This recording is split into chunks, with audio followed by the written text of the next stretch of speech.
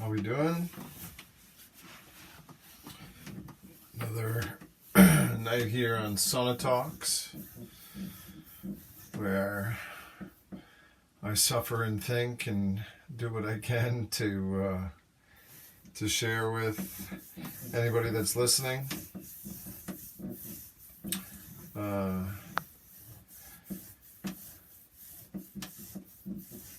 Had some fun times playing with the kiddos today, trying to make a more conscious effort to be more active with them, actually bring them into the exercise arena. You know, I want to have them participate and not just make training something that I go and do at the gym or at the garage, in the garage or something like that. My wife, she's been traveling for work, and she's going to be heading to Australia for about 9 days. And for the longest time, I've been wanting to basically take the living room and make it into a gym. So I think the next time she goes, I'm going to just do that. And, you know, there's obviously nothing she's going to be able to do about it. And since it's winter, I think it makes more sense to try to bring as much as the activity inside anyway. Now, full disclosure, we bought this house in January of 2020, so right before COVID hit. And it's a 4-bedroom house with 3 bathrooms. And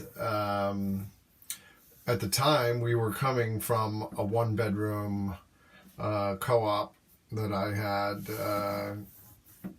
while we were dating. And we had our child in between moving out of there and into the house. And when we got here, we didn't have furniture. So we didn't have a living room. And when COVID hit and we had our little one, I just put a climber in there, and we started putting some of the in the wintertime, we would put the patio furniture in there.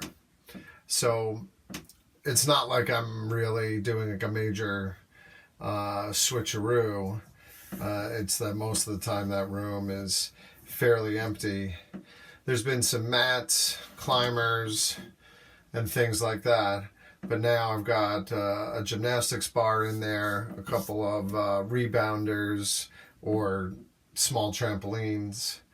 And when she goes next time, I'm going to move out the other half of the patio furniture and put more gym equipment in there. And do some videos in there. But it's just like a nice big open space that I don't have to worry about the kiddos, and they can be part of the exercise. Because if I have them out in the garage, there's all sorts of shit in the garage that can create a problem. So it'll be a fun little having a little laugh. And, you know, I like to be a little bit of a troublemaker from time to time, so we'll see how this goes. You know, I guess I just better make sure that I don't go away anytime soon, because I might come back and find that my gym is ripped out and there are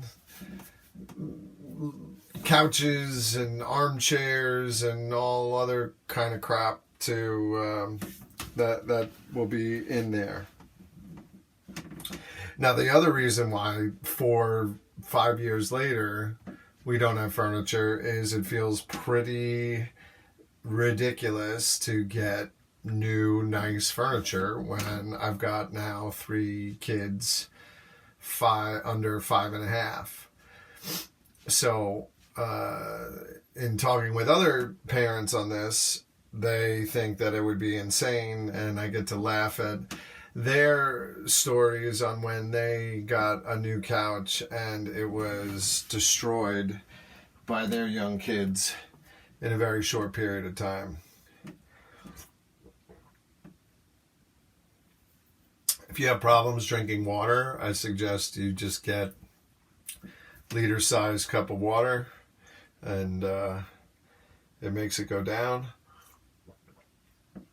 Although this is definitely something that my children love to stick their toys in and their hands in and whatever. So it's really at my own peril if I have left this out in the family area, that I have no idea what may have gone into it.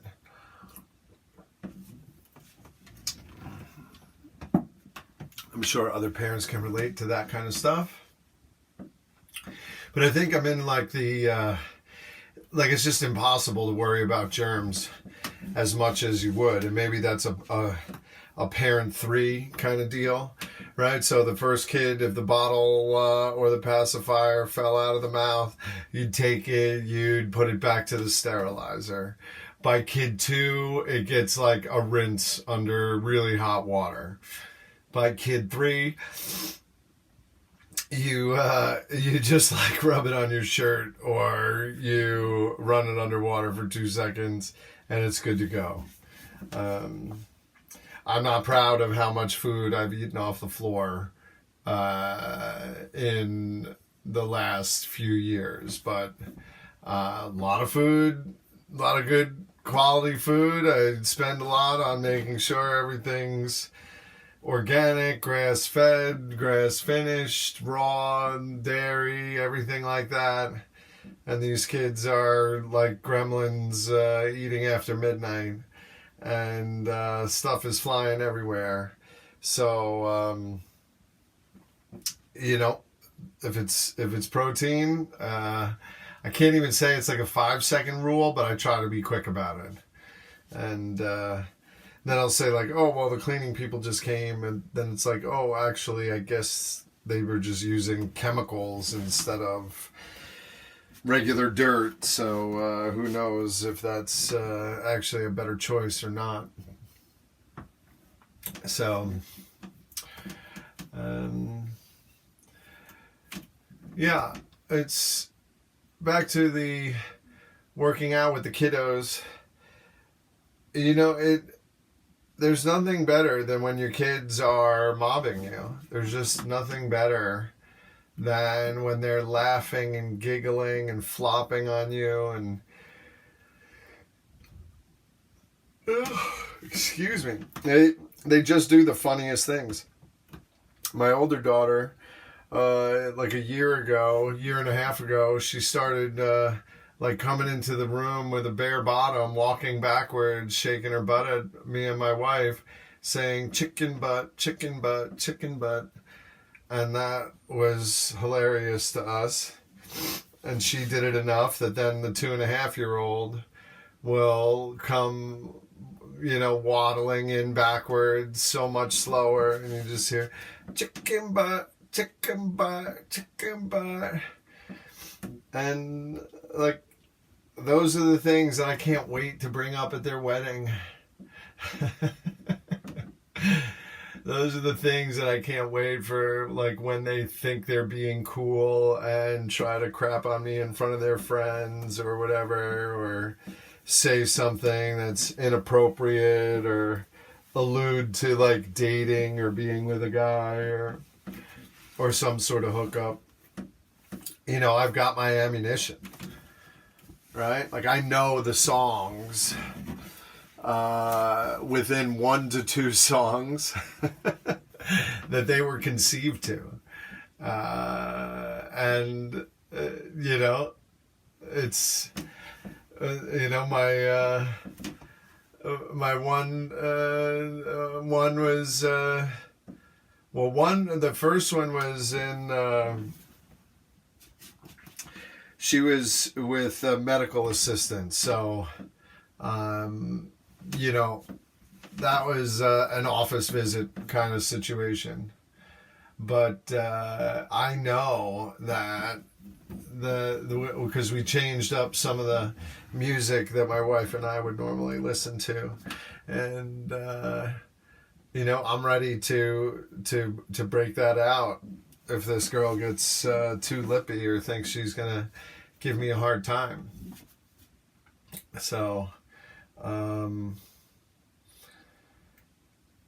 know, those kind of things. I probably will lose that. You know, I have my one thing that I could say that'll embarrass them, but the truth is that if they start going on about acts with boyfriends or things like that, I'm gonna lose my shit. So I better be careful.